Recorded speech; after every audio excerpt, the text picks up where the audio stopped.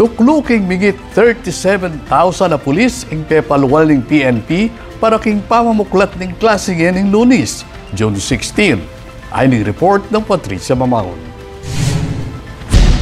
Tukluking migit 37,000 na pulis king mabilog a bansa ang dineploy ng Philippine National Police bang siguraduan ng peace and order king pamamuklat ng school year 2025 to 2026 nganing Lunes agpangkang PNP spokesperson Brigadier General Jean Fajardo at tatalakad mo namang Regional Director ng Police Regional Office 3 kabilang kareng peparalareng 5,000 pulis manyulong king Police Assistance Desk kareng eskwela bang gabayan laring estudyante, pengari ang poreng mestra. Dagdag paketing pamamuklat ning mobile at foot patrol.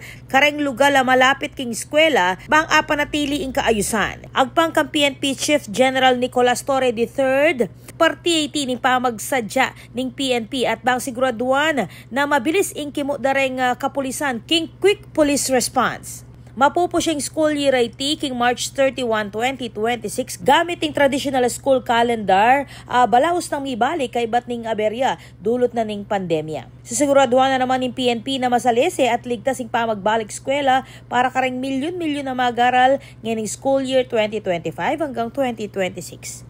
Ako po, Patricia Mamangon para king News Force Pampanga. Balitang tutuking balen, susuyo.